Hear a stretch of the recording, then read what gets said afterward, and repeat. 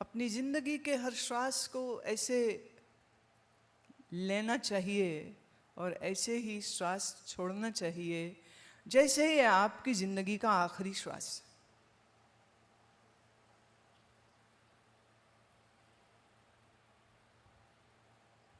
सोचो कोई आदमी नदी में गिर जाए या गिरा दिया जाए, जैसा एक बार बाबा बुल्ले शाह जी ने किया।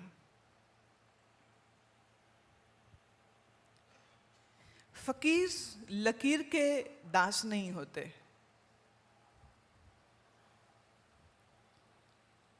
कहावत बनी है लकीर का फकीर, पर सच ये है जो लकीर का फकीर होता है वो फकीर नहीं होता, वो सिर्फ लकीर होता है, माने चेला होता, किसी के पीछे चलता। फकीर तो वो है जो अपना रास्ता खुद बनाता।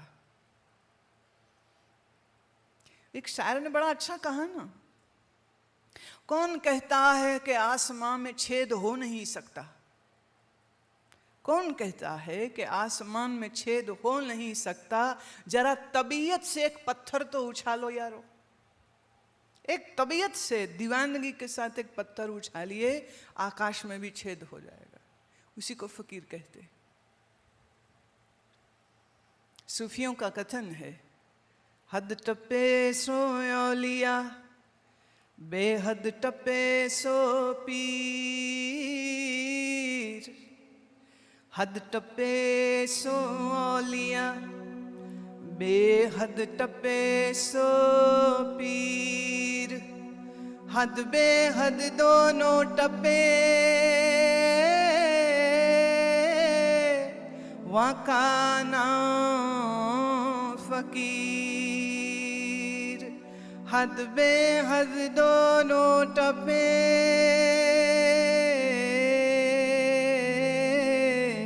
वाका नाम फकीर। फकीरा फकीरी दूर है, जितनी लंबी खजूर। फकीरा फकीरी दूर है,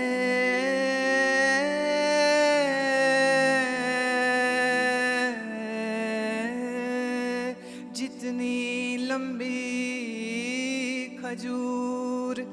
चढ़े तो चाखे प्रेम रस, नहीं तो चकनाचूर। चढ़े तो चाखे प्रेम रस, प्रेम रस, प्रेम रस, प्रेम रस। चढ़े तो चाखे प्रेम रस, नहीं तो चकनाचूर। दीदे फाटे हों फिरो, दीदे माने आँख, दीदे फाटे हों फिरो, दिखता नहीं फकीर। दिल जिगर का मांस दूं, दिल जिगर का तम मांस दूं, जो बदले मेरी तकदीर। ना फकीर होना आसान है, ना फकीर को मिलना आसान है। दिल जिगर का मांस खिलाना पड़ता है, नॉट लिटरली। वो कोई नरभक्षी थोड़ी है, लेकिन भाव है। तुम्हारे मन तुम्हारी बुद्धि का भोग लगाएगा, तुम्हें तुम्हारा मन उसको देना होगा, तुम्हें तुम्हारी बुद्धि उसको समर्पण करनी होगी, और फिर ये फकीर तेरी तकदीर बदल सकता है।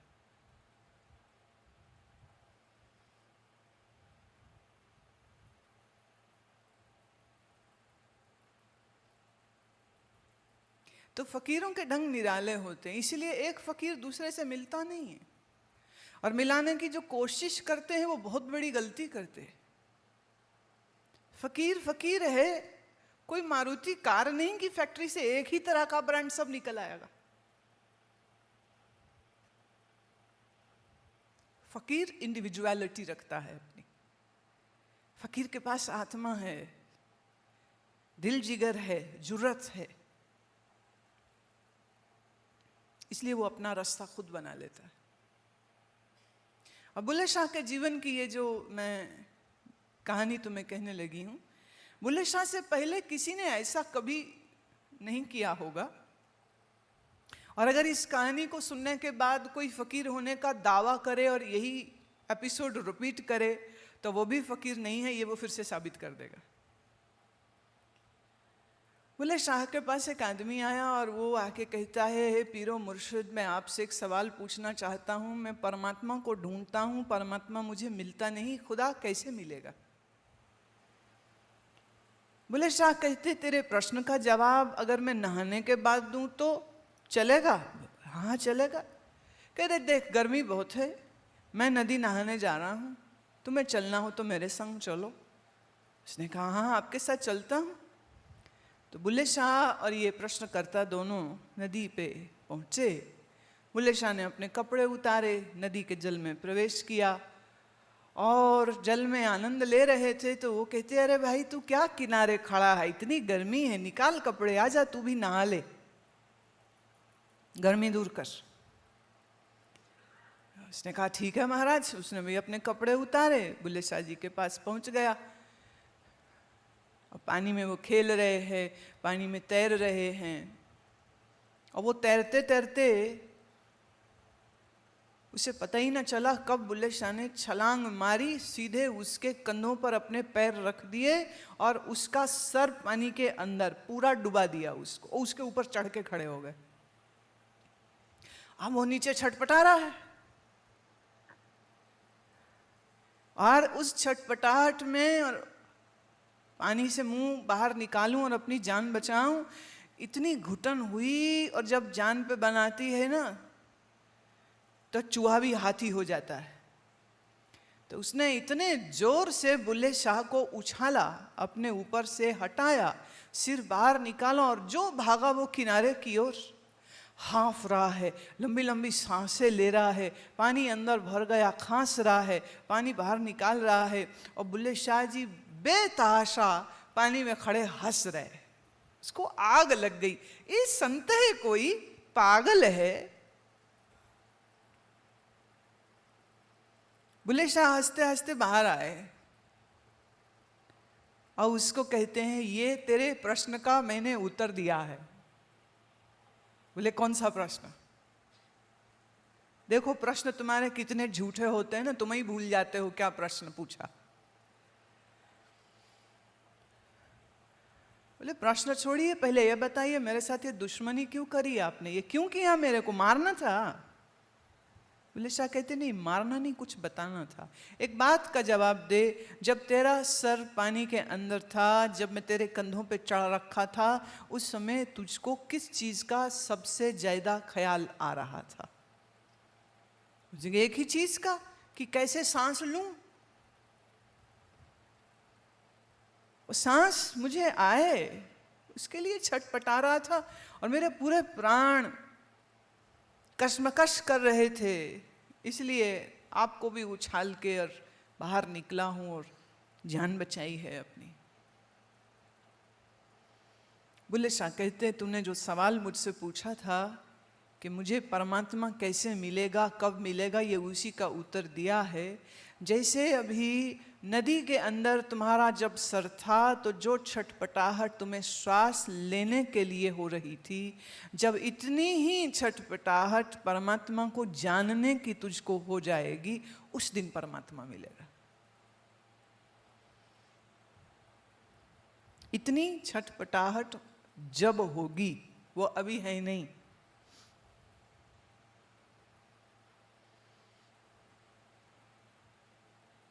मुझे याद पड़ती है कि एक सज्जन को मैंने कहा कि ऋषिकेश का साधना शिविर आ रहा है। देखिए अभी क्या है, आप लोग रात को घर चले जाते हो तो घर के चैं 100 मुसीबतें, कुछ पत्नी बोल रही होगी, कुछ पति बोल रहे होंगे, कोई बच्चे बोल रहे होंगे, घर के माँ बाप, कोई पड़ोसी, कोई कुछ ना कुछ सुनने को मिलता है। तो जो दिन भर मन के ऊपर काम किया, वो एक बात से भी तुम्हारा मन बिगड़ सकता है फिर।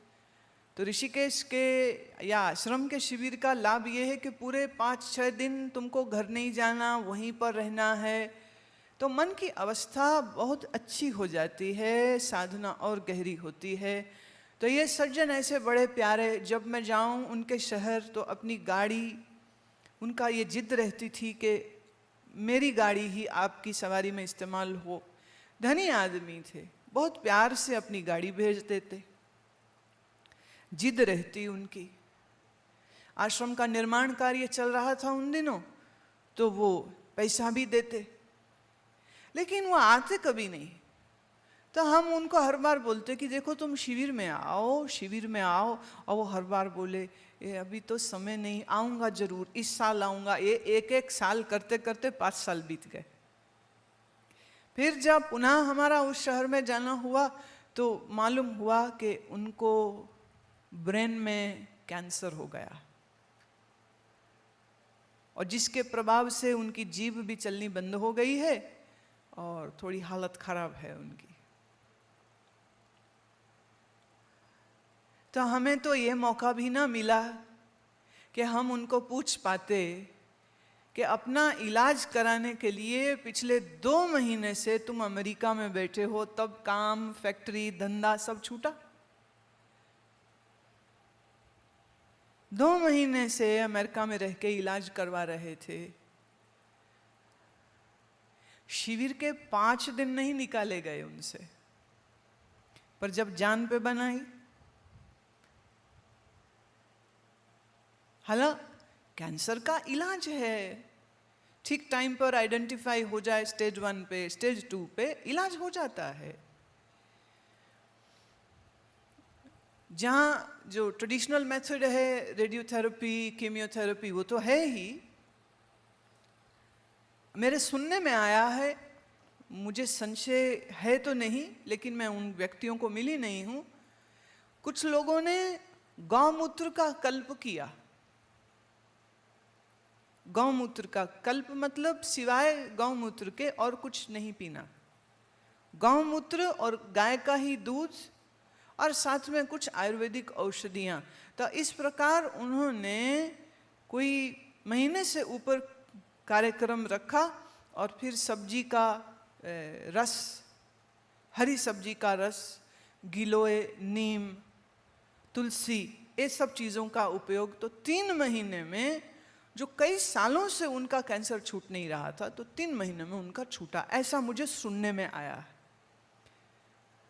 मुझे संशय नहीं है, पर मैं बहुत प्रमाण से इसलिए नहीं कह सकती हूँ कि जो चीज़ हमारे पूरी परीक्षण से, मेरे पूरे शोध कार्य से न गुजरे, मैं नहीं कह सकती हूँ। लेकिन इस प्रकार से भी कुछ लोगों ने अपना कैंसर ठीक किया।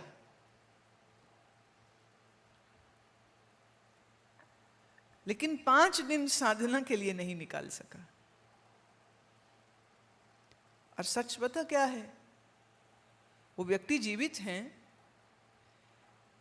लेकिन आज भी वो हम तक नहीं पहुंच पा रहे। अब इसको आप क्या कहोगे? अजब है, अजब है। ये भी प्रारब्ध का कैसा खेल होता है कि मनुष्य के मन में अच्छी अच्छी भावना कभी तो जगती नहीं, और कभी जग जाए तो वह भावनाओं की पूर्ति नहीं होती।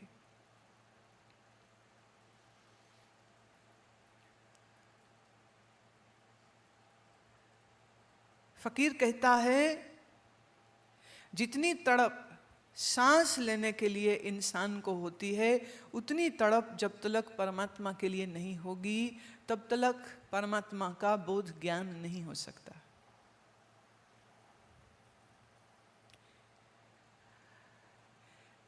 अभी तो टाइम पास है, समय मिला चले गए मंदिर, समय मिला चले गए गुरुद्वारे। कई तो गुरुद्वारे मंदिर की इमारत तक ही सीमित है, इससे ज्यादा वो कुछ जानते ही नहीं, उनको समझ ही नहीं। पर मैं ये समझती हूँ ये नर्सरी की बात है, पर ये भी जरूरी है। नर्सरी के बाद ही तो केजी होगा, केजी के बाद first, second, third, fourth, 10th college होगा। माँ को फुर्सत नहीं, माँ जॉब करती है, बाप को फुर्सत नहीं, बाप जॉब करता है, बच्चे सिर्फ स्कूल तक ही जा पाते हैं। लेकिन मंदिर जाने का और मंदिर में जाके कुछ सेवा करने का जो शिक्षा है वो माँ बाप बच्चों को दे नहीं पा रहे हैं आज के। वो कहते जी बच्चों के पास टाइम नहीं है, ट्यूशन है, स्कूल है, ये है, वो है। सब बकवास बात है। जिंदगी का ध्येय, जिंदगी का परम लक्ष्य मानव के लिए सिर्फ सत्य की प्राप्ति है, और उस सत्य की प्राप्ति के लिए जो कुछ साधन करने चाहिए that should be your priority. Secondary नहीं रखिए उसको। समय होगा तो जाएंगे, नहीं समय होगा तो नहीं जाएंगे। तो नर्सरी में ही नहीं जाओगे तो धर्म की तुम दूसरी कक्षा में कैसे पहुंचोगे? फिर कुछ लोग मंदिरों में जाने के तो बड़े अच्छा नियम पाल लेते हैं, नियम से जाते हैं, सेवा भी करते हैं। और उसके साथ दूसरी बहुत इंपॉर्टेंट चीज़ ये है, हर सदग्रस्त को अपने कमाए धन का 10वां भाग माने 10% दान कर देना चाहिए, सेवा कार्यों में लगाना चाहिए। कर्मकांड के वैदिक शास्त्रों में उसको दशमांश बोलते हैं।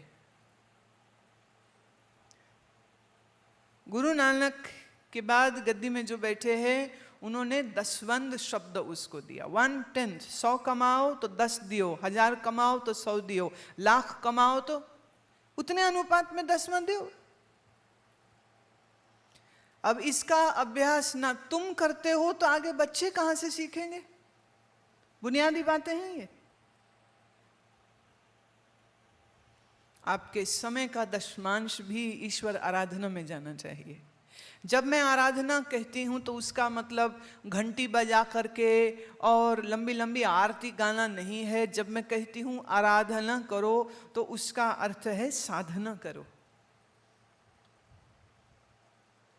अब साधना कैसे करनी है यह जानने के लिए तो सद्गुरु की जरूरत है, किसी संत की जरूरत है जो इस मार्ग पे चला है, जिसने अपने जीवन को साधना में पकाया है। ऐसे किसी व्यक्ति का जब सत्संग करता है तो वो सीखता है, तो वो जानता है, और फिर मन में भाव उठेगा तो अभ्यास भी करने लग जाएगा।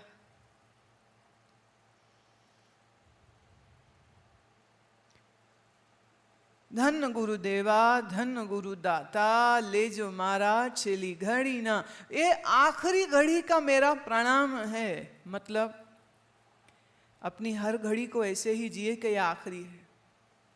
ये वैराग्य को बढ़ाने के लिए है। मन की ममता, मन की बेहोशी तोड़ने का एक माध्यम, एक साधन, एक मार्ग, एक मेथोडोलॉजी है।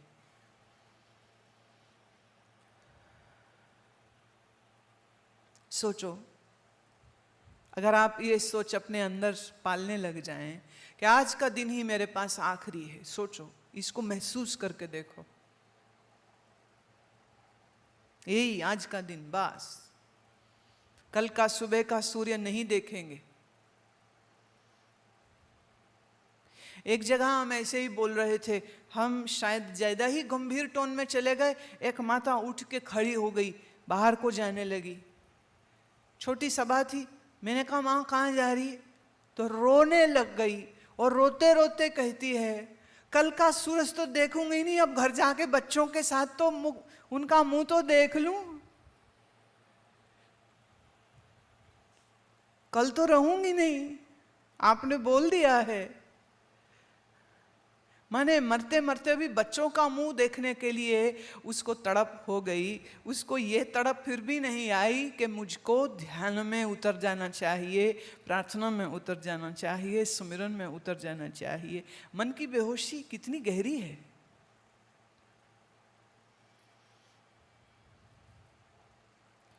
लेकिन जो मनुष्य अपना जीवन इस प्रकार जिए, हर श्वास जैसे आखिरी है तो पूरा लेगा और लंबा लेगा और गहरा लेगा और बहुत समझदारी से लेगा।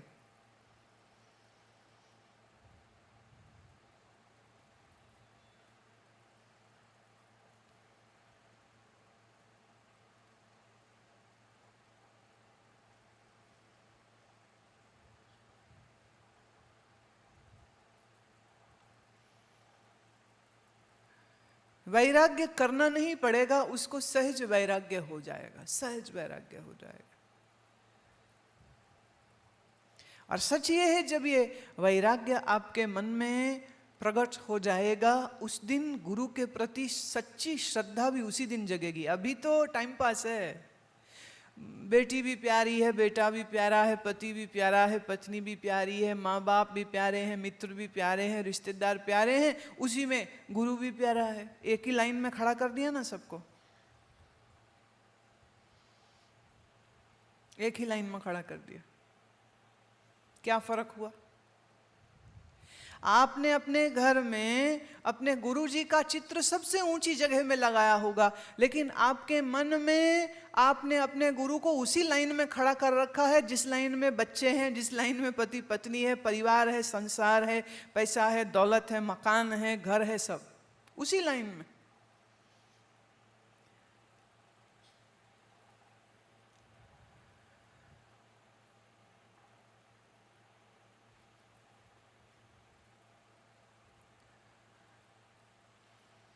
वैराग्य जिस दिन अंतर जाग गया, उस दिन आपके लिए गुरु सर्वोपरि हो जाएगा और परमात्मा सर्वश्रेष्ठतम सर्वोपरि हो जाएगा। बाकी सब छोड़ता नहीं है इंसान, छूट जाता है। ममता छोड़नी नहीं पड़ती, छूट जाती। ऐसा समझो, जब तक बेटी घर में होती है ना, बाप से प्यार करती है, बाप को लिपटती है, माँ को प्यार करती है, बहन भाई को प्यार करती है, अपने कमरे को प्यार करती है, अपने कपड़ों को प्यार करती है, उसके कपड़े उसकी छोटी बहन ले ले तो लड़ती है, उसके नाज नखरे, घर मेरा है तो घर को साफ सुथरा रखती है, सब करती है। और फिर एक दिन उसकी मंगनी तय हो जाती। और मंगनी जिस दिन हुई और पति को देखा, अपना मंगेतर जो पति हो जाएगा, वो प्यारा लग गया। अब रहती तो वो घर में है, लेकिन सपने अब अपने पति के घर के देखती है। उसकी बहन अगर लड़े उससे उसके कपड़ों के लिए तो दे देती, ले ले कोई नहीं। क्यों? उसे मालूम है अब उसको तो नए वस्त्र मिल जाएंगे, सुंदर मिल जाएंगे।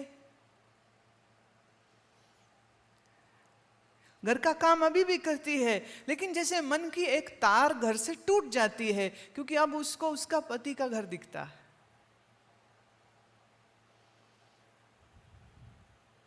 और फिर शादी हो गई, पति के साथ सुख से रहने लग गई।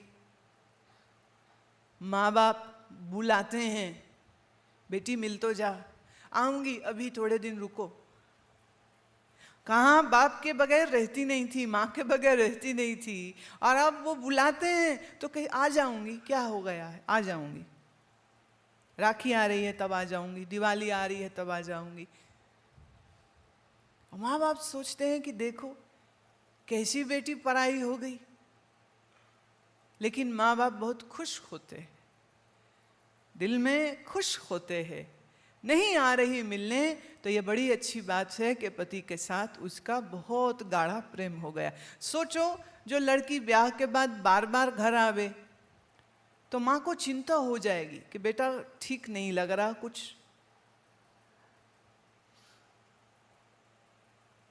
कबीर साहब ने बहुत सुंदर उदाहरण देकर के कहा, ए संसार, कहते ये मेरा मायका है और परमात्मा मेरा दूल्हा है।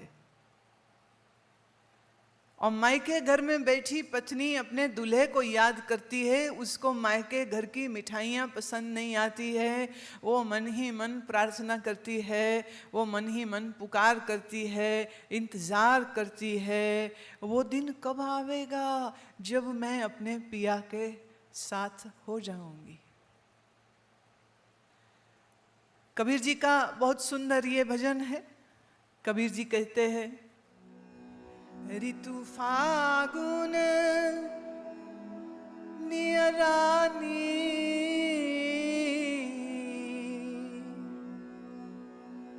ऋतु फागुन नियरानी,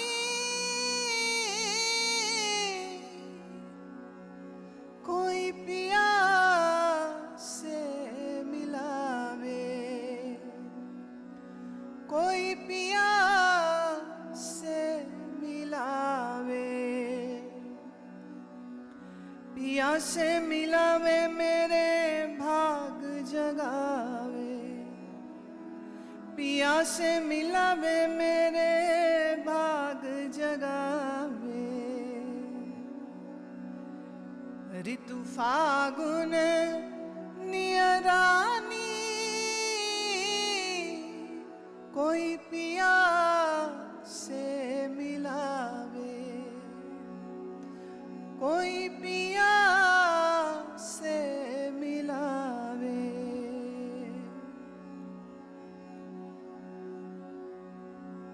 पूछा किसी ने, क्यों नहीं मिल पाती है तू उससे? तो वो कहती है, मायके घर में रहते रहते मैंने अपने ऊपर दाग लगा लिए,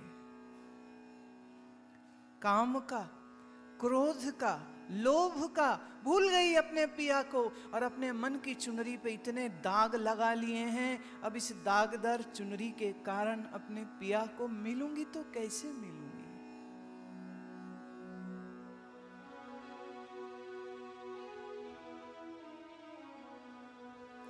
मोरी चुनरी पे, मोरी चुनरी पे लग गयो दाग पिया, दाग पिया, दाग पिया, दाग पिया, दाग पिया, दाग पिया।